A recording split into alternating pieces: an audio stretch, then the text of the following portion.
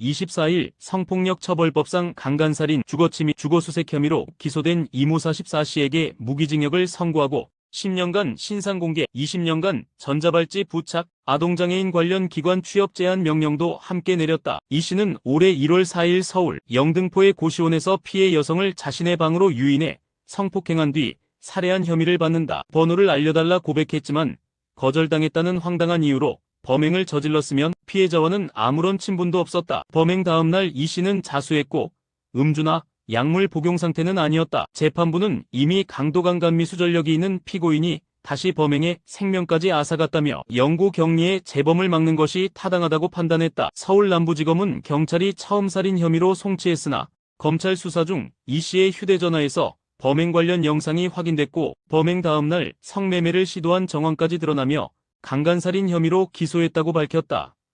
충남 당진에서 헤어진 연인의 가게를 차량으로 들이받고 도주한 60대 남성이 경찰 추적 중 스스로 목숨을 끊는 사건이 발생했다. 23일 오전 9시 29분 당진시 한 미용실에 60대 A씨가 차량을 몰고 돌진했다. 이 사고로 차량에 불이 붙었고 건물 일부까지 번지며 재산 피해 약 2,800만 원이 발생했다. 영업 준비 중이던 피해자 B씨는 가까스로 대피해 인명피해는 없었다. A씨는 몸에 불이 붙은 채 도주했고 경찰은 CCTV와 목격자 진술을 토대로 그의 행방을 추적.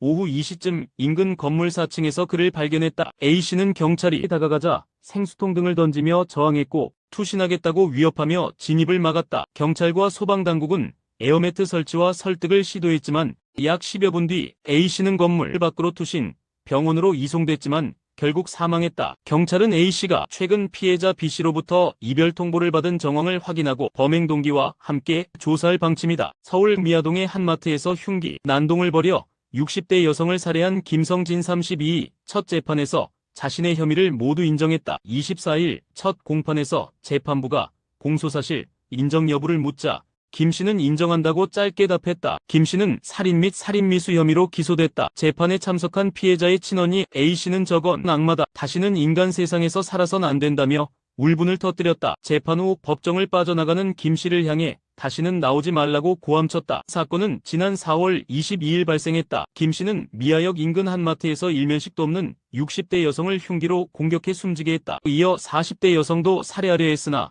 피해자가 애원하자 공격을 멈췄다. 하지만 해당 여성이 도망치다 멈추자 또다시 흉기를 휘두른 것으로 조사됐다. 김 씨는 범행 당시 마트 내에서 소주와 흉기를 챙긴 뒤 CCTV를 응시하며 손가락으로 OK 사인을 보내고 소주를 마시는 모습까지 보인 것으로 드러났다. 충남 청양에서 벌어진 이 사건은 잔혹한 정도를 넘어 범죄 그 자체였다. 24일 충남경찰청은 특수폭행, 공갈, 성폭력 처벌법 위반 혐의 등으로 A군 17 등 8명을 검거했다고 밝혔다. 이들은 2022년 10월부터 올해 4월까지 피해자 B군을 노예, 빵셔틀, ATM이라 부르며 무려 165회에 걸쳐 600만 원 상당을 갈취한 것으로 드러났다. 피해자는 청양의 한 펜션에서 팔이 결박된 채 신체 일부가 노출되기도 했고 강제로 머리를 밀리는 등 굴욕적인 장면이 촬영됐다. 술과 담배를 강요받은 사실도 확인됐다. 하지만 사건 초기 학교는 무책임했다. 피해 부모가 분리 조치를 요청했지만 내일 수학여행이라며 이를 거부했다. 결국 사촌 형이 학대를 눈치채고 부모에게 알리면서 경찰 수사로 이어졌다. 경찰은 가해자 주거지 등을 압수수색해 영상과 사진 등 증거를 확보했다. 4명에 대해 구속영장을 신청했지만 법원은 나이가 어리고 초범이라며 영장을 기각했다. 서울 강남 한복판에 배우자의 불륜을 폭로하는 현수막이 등장해 논란이 되고 있다. 사진까지 포함된 이 현수막은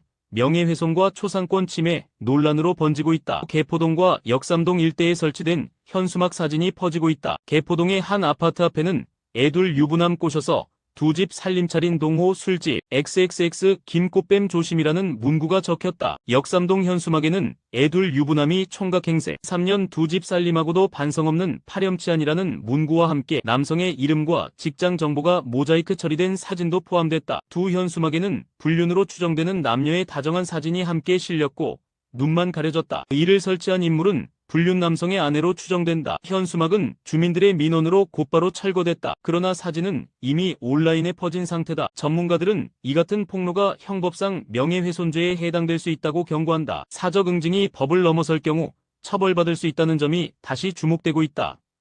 교사를 성추행한 고교생이 검찰에 송치됐다. 그는 단체 채팅방에서 범행을 자랑했고 졸업생들은 이를 부추기며 성희롱에 가담했다. 피해 교사는 교육청과 학교로부터 충분한 보호를 받지 못했다. 울산 남부경찰서는 고교생 정모 18군이 지난 3월 김모 28교사를 지속적으로 성추행한 혐의로 검찰에 넘겨졌다고 밝혔다. 정군은 교사의 경고를 무시했고 단체 채팅방에 오늘 누나 손잡았다 등 성희롱성 발언을 남겼다. 채팅방에는 졸업생 51명이 있었고 일부는 학교까지 찾아왔다. 김 교사는 가해 학생과 마주치지 않기 위해 병가와 연가를 사용했으며 강제 전학 조치까지 한 달이 걸렸다. 학교는 근무 시간에 가해 학부모를 불러 성교육을 진행하기도 했다. 김 씨는 같은 공간에 있다는 사실 자체가 고통스러웠다며 참다 못해 신고했지만 아무런 보호를 받지 못했다고 말했다. 교육청은 절차에 따라 처리했다고 밝혔지만 실제 보호 조치는 특별휴가 5일과 병가 6일에 그쳤다. 학생에 대한 처분도 7일 등교 정지가 전부였다. 조카를 숯불로 잔혹하게 살해한 혐의로 기소된 70대 무속인이 첫 재판에서 사실은 인정했지만 살해 고의는 없었다고 주장했다. 24일 살인 혐의로 구속 기소된 A씨 79와 자녀 신도 등 총 5명에 대한 첫 재판을 열었다. A씨 측은 피해자가 숨진 데 책임을 느끼고 반성하고 있으나 살해 의도는 없었다고 주장했다. A씨는 지난해 9월 인천 부평구의 한 음식점에서 조카 B씨 30대를 철제 구조물에 가둔 뒤 3시간 동안 숯불 열기를 가해 숨지게 한 혐의를 받는다. B씨가 가게 일을 그만두고 떠나려 하자 A씨는 악귀를 퇴치해야 한다며 숯불 등을 준비한 것으로 드러났다. B씨는 끝내 화상에 의한 다발성 장기부전으로 사망했다. A씨는 재판에서 직업을 묻자 무속인이라고 답했고 생년월일 등 신원 확인에 담담하게 응했다. 검찰은 이들이 국가 공양을 빌미로 신도들을 정신적으로 지배일명 가스라이팅하며 무속행위를 벌여온 것으로 보고 있다. 길고양이를 입양한 사람에게 모두의 고양이를 사유화했다며 비난한 한 캣맘의 주장이 온라인에서 논란이 되고 있다. 22일 여러 커뮤니티에는 입양자 A씨와 캣맘 간 갈등을 다룬 글이 퍼졌다. A씨는 하천 인근에서 지내던 고양이를 구조해 입양했고 다른 돌보미들의 걱정을 덜기 위해 현장에 손편지를 남겼다. 편지에는 병원 치료 중이며 이름은 미소, 끝까지 책임지고 돌보겠다고 적었다. 이에 캣맘은 편지 아래 이 고양이는 모두의 아이였다며 다음날 밤 만남을 요구했지만 성사되지 않았다. 이후 캣맘은 SNS에 이 고양이는 우리 동네의 마스코트였고 TNR도 마친 공유물이다. 사전 협의 없이 데려간 건 구조가 아니라 치매라며 분노를 표했다. 그러나 누리꾼들은 사랑한다면 응원해줘야지, 그렇게 정들었으면 본인이 데려가지라며 대체로 캣맘의 주장에 비판적이었다. 논란이 커지자 캣맘은 관련 글을 삭제했다.